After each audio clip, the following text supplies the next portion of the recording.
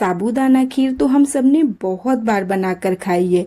आज हम साबूदाना खीर तो बनाएंगे, पर हमेशा की तरह उस पुराने तरीके से नहीं, बल्कि इसे आज हम बनाएंगे बिल्कुल अलग और नए तरीके से।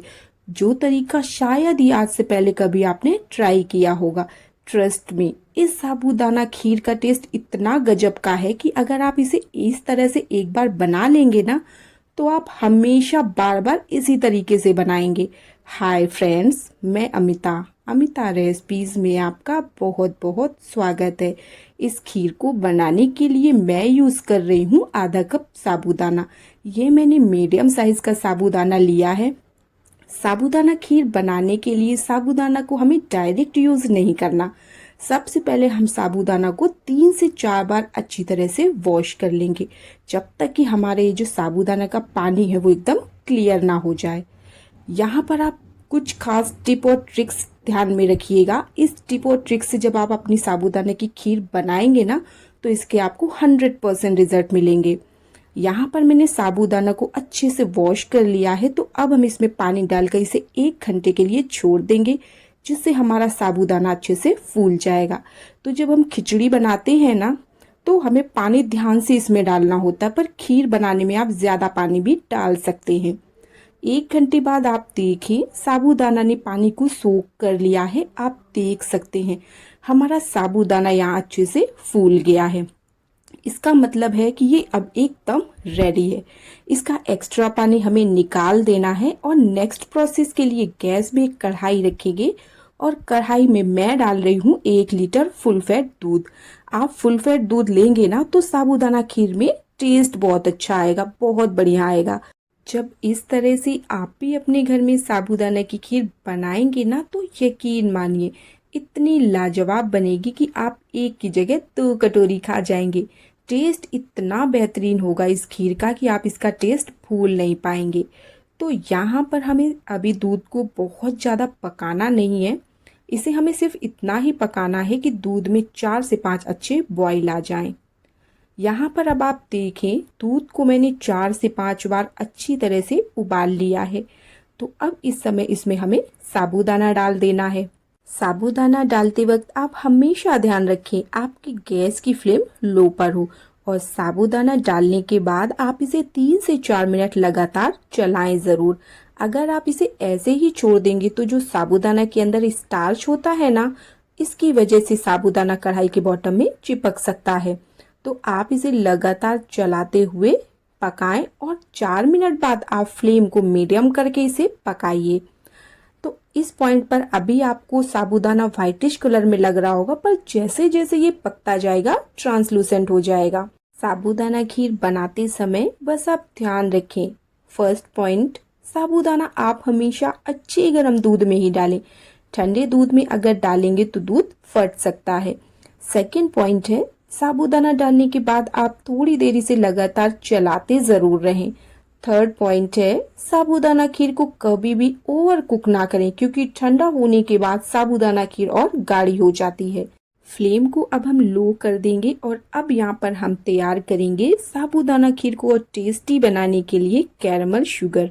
इसके लिए पैन में हम डालेंगे 1 छोटा चम्मच घी, और इसी के साथ इसमें मैं ऐड कर रही हूँ 1/2 कप चीनी। तो अगर आपको मीठा कम पसंद हो तो आप यहाँ पर चीनी कम डालिएगा। इसी के साथ इसमें 1 टेबल स्पून जितना पानी ऐड कर देंगे।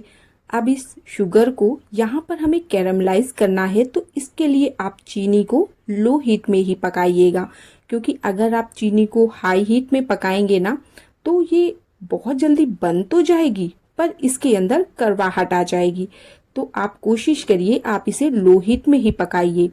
4 से 5 मिनट का समय ज़रूर लगेगा, पर जैसे जैसे ये पकता जाएगा इसका कलर अपने आप ही चेंज हो जाएगा। 5 मिनट तक कुक करने के बाद यहाँ पर अब आप देखें इसका कलर कितना बढ़िया आया है, और जब हम इस कैरमल शुगर को खीर में डालेंगे तो उसका कलर और टेस्ट दोनों बहुत अधिक बढ़ जाएगा। इसे अब हम थोड़ा ठंडा कर लेंगे, बहुत ज़्यादा ठंडा नहीं करना है, क्योंकि कई बार ना बहुत ज़्यादा गरम गरम अगर हम इसे खीर में ऐड कर देते हैं ना, तो हमारी खीर फट सकती है। अब हम इसे डालेंगे साबूदाना खीर के अंदर, और अब हम इसे मीडियम टू लो फ्लेम में पकाएंगे, जिससे ये जो कैरमल है वो अच्छे से कम्प्लीटली डिज़ोल्व हो जाए। जब आप इसमें कैरमल डालते हैं ना, तो इसका एक लम्स जैसा बन जाता है, एक जगह ये इकट्ठा हो जाता है।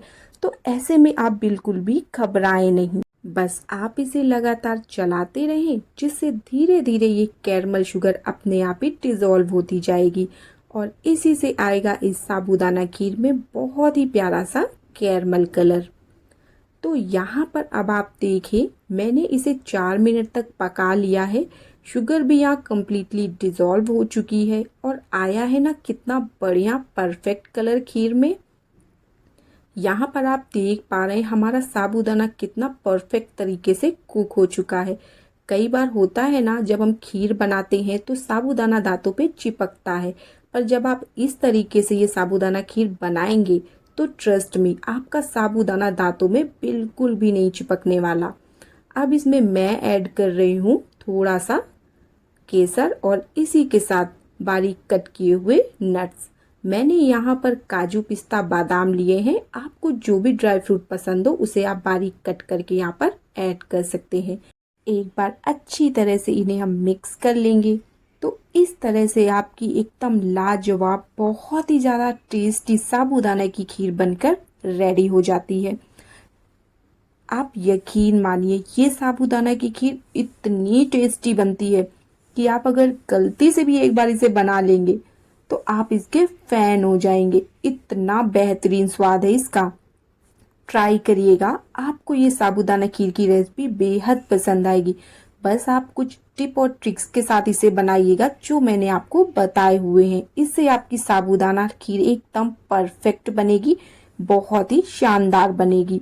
आप देख पा रहे हैं यहाँ पर कितनी ज़्यादा परफेक्ट बनी है। बस आप इसे ओवर कुक मत करिएगा, वरना साबूदाना खीर आपकी ठंडी होने के बाद बहुत ज़्यादा गाढ़ी हो जाएगी। Thanks for watching.